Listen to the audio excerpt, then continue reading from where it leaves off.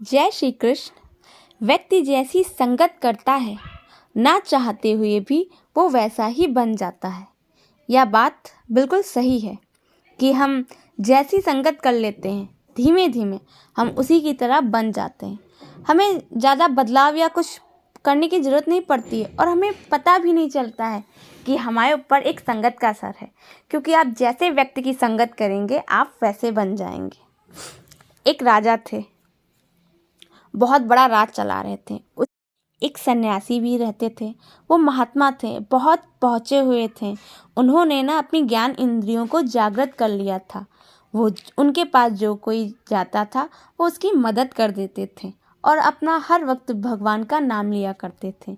राजा जो थे, उन्हें जब पता चला सन्यासी के बारे में, तो उन्होंने सोचा कि मैं एक सन्यासी जो इतने पहुँचे हुए हैं, सबकी मदद करते हैं, सबके कष्टों का निवारण करते हैं, क्यों ना मैं उन्हें अपने राज्य में ले आऊं। राजा ने ये सोच विचार किया और सन्यासी के पास गए।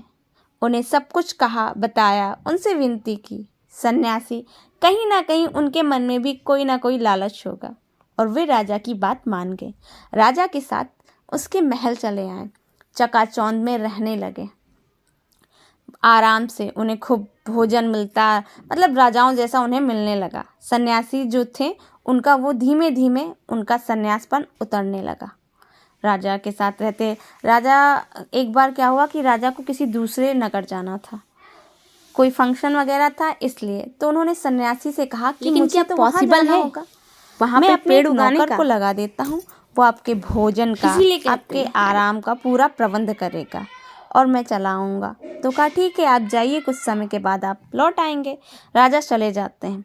नौकर उस सन्यासी की सेवा करता है, भोजन सब कुछ करता है, लेकिन एक दिन क्या होता है, वो बीमार पड़ जाता है तो भोजन नहीं दे पाता है। जिन सन्यासी ने अपनी इंद्रियों को काबू में कर लिया था, पर माहौल बदलते ही उनके ऊपर दूसरे ही रंग चढ़ गए। उन्हें बहुत क्रोध आया। राजा फिर आए कुछ समय के बाद लौटकर, तो राजा पे बहुत क्रोध किया कि तुम मुझे यहाँ लेके आए थे, तुमने कहा था कि तुम मेरा आदर सत्कार करोगे, अगर तुम मुझे पाल नहीं सकते थे तो मुझे लेके क्यों आए, ये सारी बातें की। राजा को बहुत अफसोस हुआ, क्षमा याचना की और कहा मुनिवर अब ऐसा कभी नहीं होगा। कहा ठीक। फिर क्या हुआ, धीमे धीमे ऐसे ही चलता गया। एक समय के बाद फिर राजा के पास किसी दूसरे नगर से आमंत्रण आए। फिर राजा को जाना हुआ, तो राजा ने कहा इस बार मैं ऐसी कोई गलती नहीं करूँगा। उन्होंने अपनी रानी को छोड़ दिया और कहा कि आप मुनिवर का ध्यान रखिएगा, मैं अकेले ही जाऊँगा। इस बार राजा रानी को नहीं ले गए। रानी ने नित्य यही प्रयास किया कि मुनिवर का किसी तरीके से अपमान ना हो, उनकी इच्छा के अनुसार सारे कार्य हो। लेकिन एक दिन क्या हुआ, रानी भूल गई और स्नान करने चली गई। मुनिवर इंतजार करते रहे। सन्यासी बहुत देर तक इंतजार किया, लेकिन भोजन नहीं आया। सन्यासी जो अब उन्हें पहले क्रोध नहीं आता था, बहुत क्रोध आता था। उन्हें इंद्रियों ने चारों तरफ से घेर लिया था। वो राजमहल पहुंच जाते हैं। जब राजमहल जाते हैं तो रानी को देखते हैं। रानी को देखकर उनकी सुंदरता से मोहित हो जाते हैं।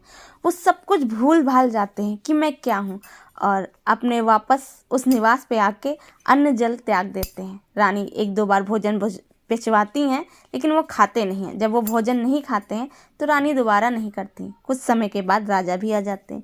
राजा आने के बाद डायरेक्ट मुनिवर के पास जाते हैं, सन्यासी के पास जाते हैं, उनसे बात करते हैं। कहते हैं क्या हुआ सन्यासी, आपका कोई ख्याल नहीं रख रहा था क्या? आप स्वास्थ्य से बहुत कमज़ोर नज़र आ रहे हैं। मुनिवर जो रानी की सुंदरता पे मोहित हो गए थे, वे राजा से कहते हैं कि मैं रानी की सुंदरता से मोहित हो चुका हूँ और मैं अन्न जल सब कुछ त्याग दिया है। अगर मुझे रानी नहीं मिली तो मैं अपने प्राण भी त्याग दूंगा। राजा कहते हैं ठीक है, कोई बात नहीं, आप अगर ये बात है तो मैं आपकी बात मान जाऊंगा। और कहते हैं आपको रानी चाहिए, मैं आपको रानी जरूर दूंगा। राजा जो होते हैं सन्यासी को राजमहल ले आते हैं और रानी के पास आते हैं। उन्हें बताते हैं कि एक पहुँचे हुए सन्यासी हैं, मैं इनकी मृत्यु अपने सर पे नहीं ले सकता हूँ। इन्हें आप बहुत प्रसन्न आ गई हैं, आपकी खूबसूरती इस पे ये मोहित हो गए हैं, तो आप जो है मैं चाहता हूँ कि आप इनका मार्गदर्शन करें, आप इनके साथ जाएं। रानी ने मुस्कुराते हुए कहा राजन मैं समझ गई आप मुझसे क्या चाहते हैं, आप जो चाहते हैं वो मैं करने को तैयार हो गई। सन्यासी के साथ रानी को भेज देते हैं। रानी जब आती हैं तो सन्यासी से कहती हैं कि मुझे रहने के लिए घर चाहिए। सन्यासी जो है राजा के पास जाते हैं, कहते हैं एक घर बनवा दो। राजा एक घर बनवा देते हैं। फिर रानी कहती है हमें सुंदर सुंदर वस्त्र चाहिए। राजा के पास फिर सन्यासी जाते हैं और राजा से कहते हैं वस्त्र दे दो। जब सब कुछ खूब कमरा सुंदर हो जाता है, सब कुछ हो जाता है, फिर रानी जो है बिस्तर पे बैठी होती हैं और जो सन्यासी होते हैं वो रानी के पास जाके बैठते हैं, बहुत खुश होते हैं। जब रानी की वो सारी बातें सुनने की पूरी मतलब इच्छुक होते हैं, वो रानी की बात समझ सकते हैं। तब रानी कहती है सन्यासी अपनी और ज़रा ध्यान दीजिए, अपने बारे में विचार कीजिए। आप कहाँ थे और कहाँ पहुँच गए? आप एक पहुँचे हुए सन्यासी थे जो भगवान में दिन भर लीन रहते थे। आपके पास इंद्रियों का कोई भी वो नहीं था, आप इंद्रियों के बस में नहीं थे, और आज आप कहाँ आ गए हैं? आज आप अपने पतन की ओर आ गए हैं।